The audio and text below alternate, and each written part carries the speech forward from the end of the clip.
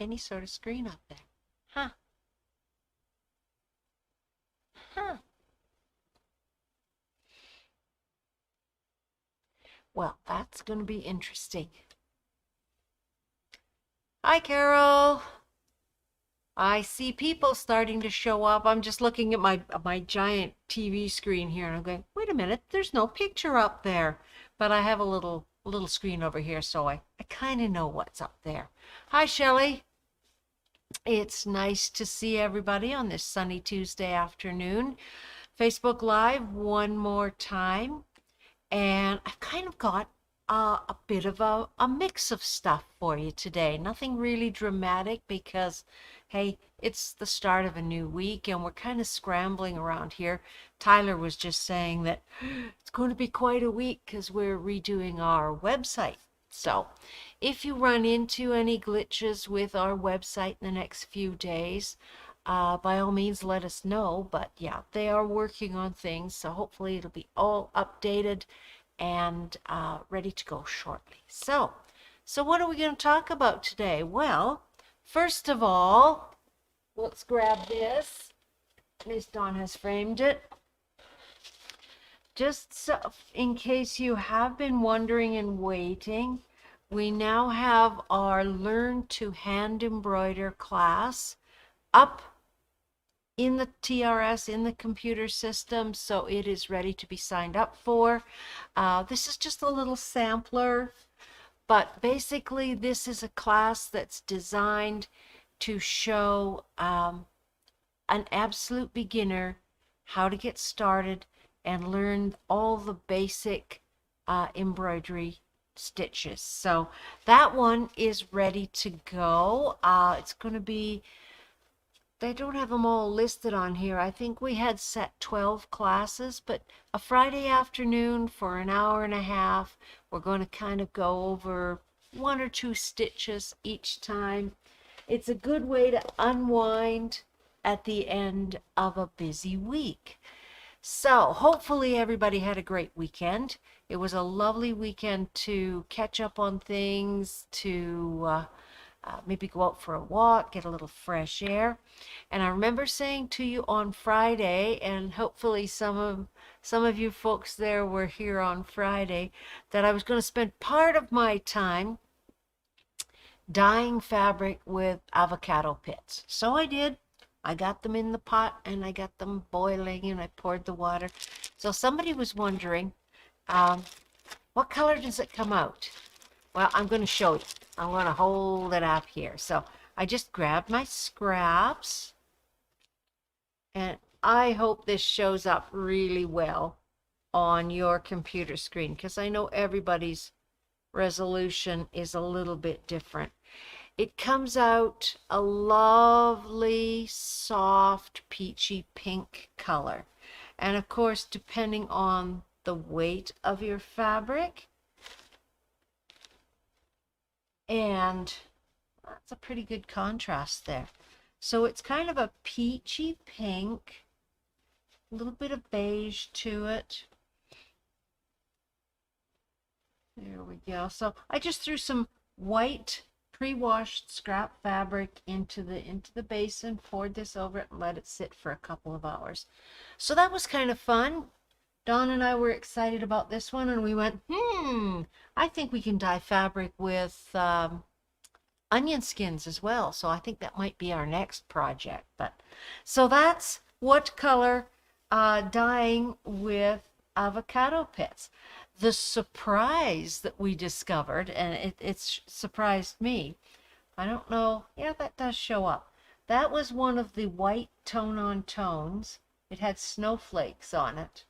And when I've dyed that fabric in the past with commercial dyes, usually what happens is the fabric takes the dye and the images don't because they're kind of a paint. And this one went exactly the opposite. So I thought, well, that's cool.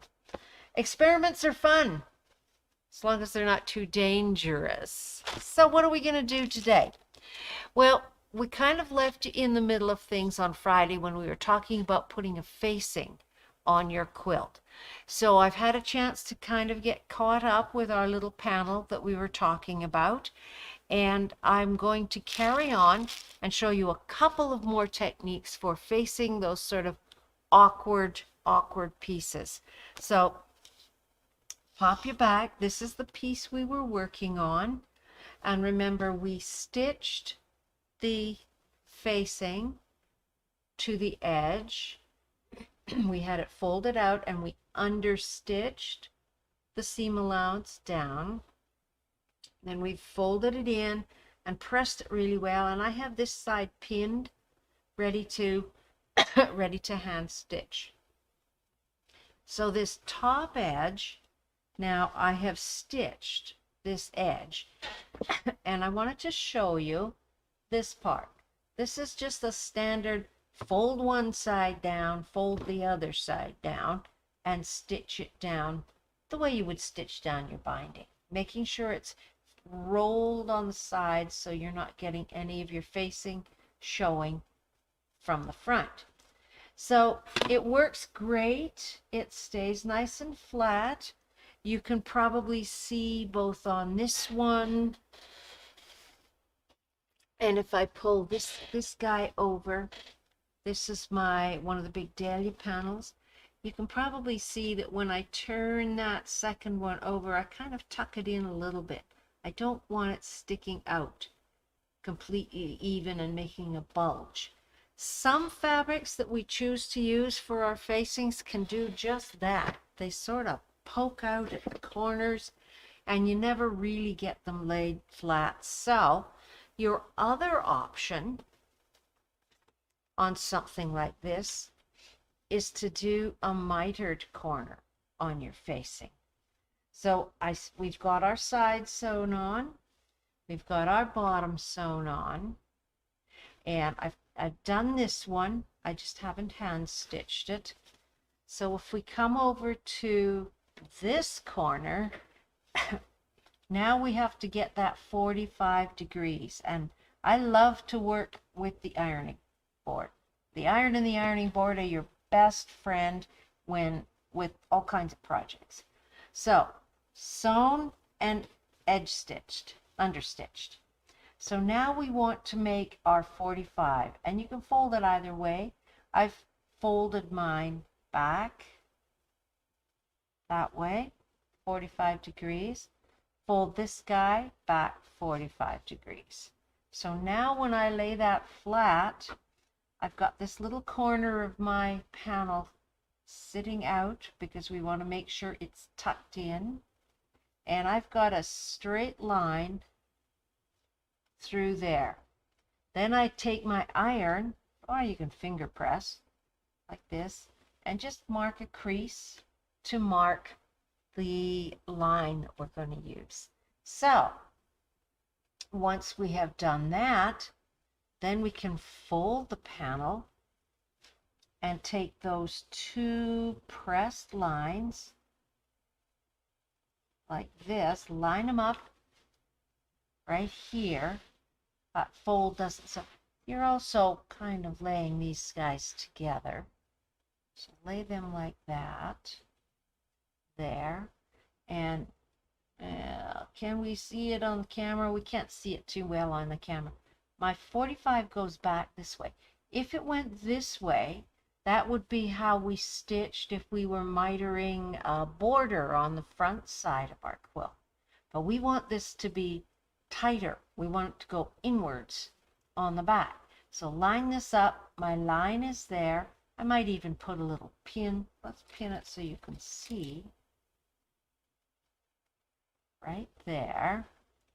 And then you would stitch on that line, trim off your excess, so that makes it tight. So then now when we turn that, it's just like this corner, stitched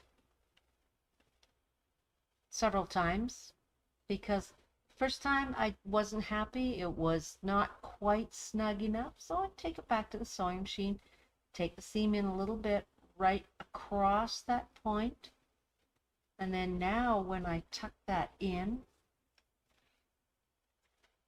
like that. Lay it flat, lay it flat. Now I can hand stitch that into position. Yep. Like that. And I have a neater corner than just the folded edge. So that's your other option. I've lost all my comments. Where'd my comments go? Oh, I know what I've done here. All right, let's just see. Let's just see. What do we got here? There we are. Yeah, I really have to be careful with that mouse because I tossed the fabric on top of it and it moves everything on the screen. There we go. So then, of course, you would complete your hand stitching around the edge. And that's going to give you a nice, smooth finish to your project, as opposed to having that separate binding on.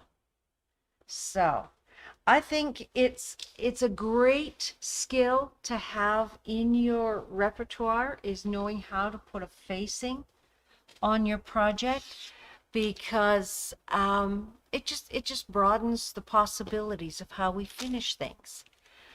Now, one more thing. Do you remember that the pieced heart that we did a week or so ago, where we did a kind of a stitch and flip? Well, I was looking at it, I was thinking, you know, we should put a binding on that one. So to bind a heart shape, you're going to need a bias binding, and that takes a whack of fabric, and you got to cut it. And I thought, maybe there's a better way. So I have this one kind of prepared, and I have sewn a piece of fabric flat to the heart all the way around.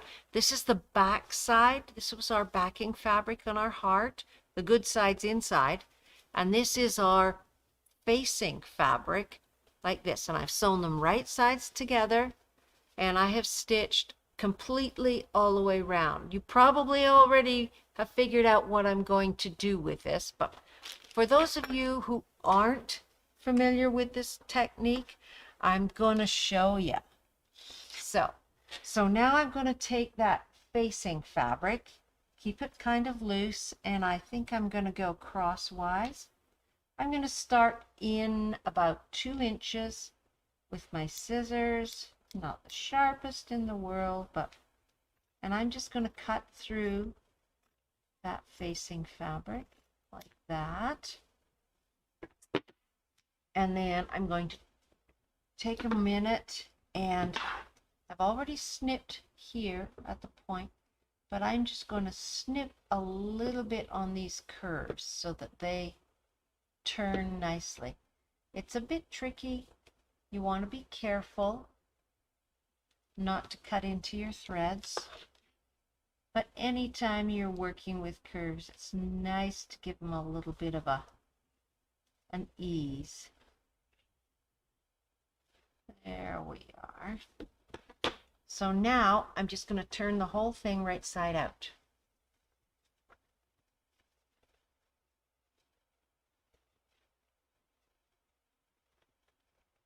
And there's our heart that we worked on.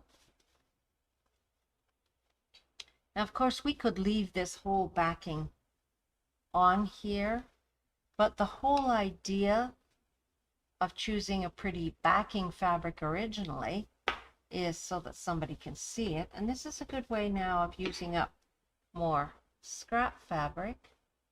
Tuck down that point. There we go.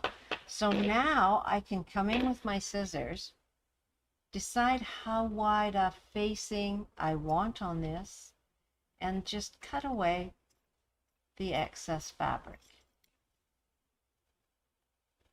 all the way around.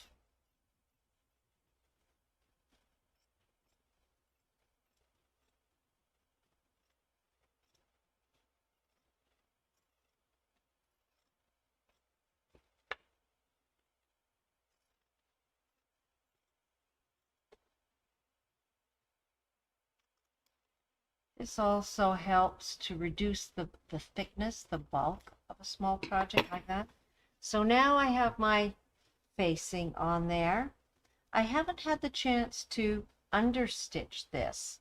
And with a small project like this, maybe it's not practical to try and force the sewing machine to do that. So what I would probably do is press it down really well with the iron, and then I'm going to take and snip all the way around here. The sharper the curve, the closer together you want your little snips.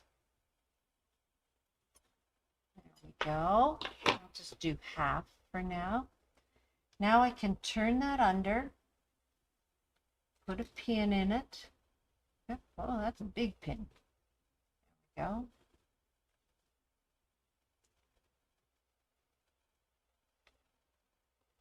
All the way around.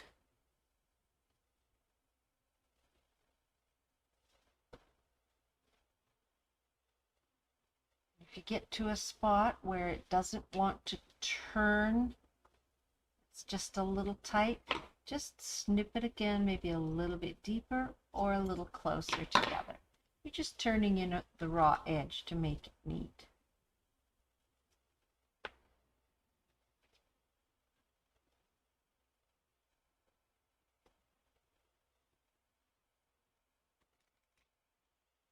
So, yeah, lots, oh, that's quite the pin.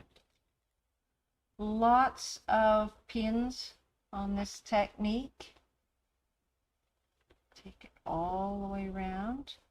And again, this is where the iron is your friend.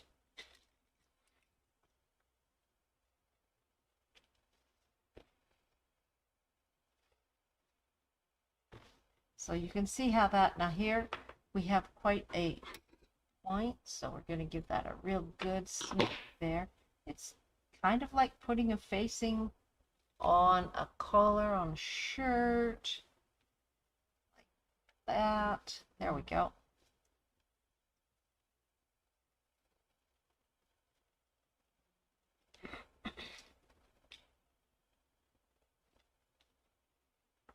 Okay, you sort of get the idea on this. And when you come to this point, obviously we can point it like you could round that if you wanted, if you didn't want to have quite so large a facing. I wouldn't take it down much more than about 3/4 of an inch, I would say, just because it's going to start to get lumpy. But once you get this snipped and pinned all the way around, give it a really good press with the iron, and you would be ready to hand stitch the facing in place. So let's carry on here. I didn't bring the sewing machine round today. Kind of a lazy feeling day. One of those, yeah, it would be nice to be home sewing.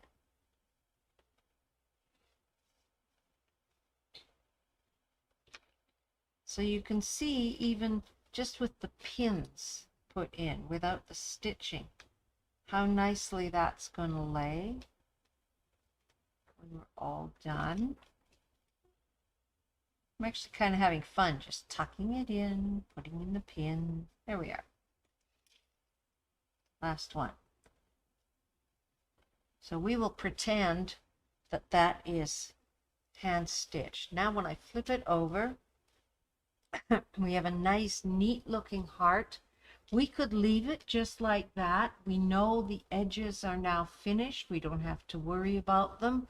If you wanted, however, you could run a top stitching around here, all the way around, just a 1/4 of an inch, I would say. You could use a decorative thread. You could use decorative stitching. But that's going to help secure it. And then your little Valentine's mug rug would be complete. Complete as is a kind of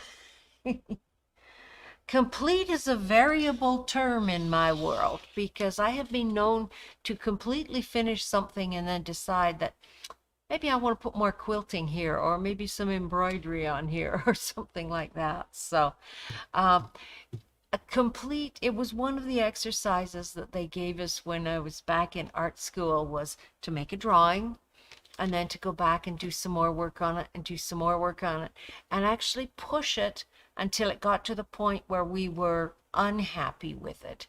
And it was to show us where our level of finished was. And for some people, it's quite early in the project, and for some people, it's okay to keep adding a bit more and adding a bit more and until you're happy with it. So it doesn't hurt to make a project, consider it done, set aside, and then go back after 2-3 weeks, 2-3 months, have a look at it and go, no, it still needs something. So pay attention to your work. So fun little projects, fun little ways of completing your project. And it's always a nice feeling when you get that project really done, finished, put a label on it, and then you can keep it and enjoy it, give it to a friend, have a lot of fun with it. So that's what I've been up to, among other things. If you have any questions, if you're interested in signing up for any of the classes, more coming up in the not too distant future. I know Leah's got some on tap. Just give the store a phone call. The girls be happy to look after you. We've got a couple of girls away on leave for a little bit of time.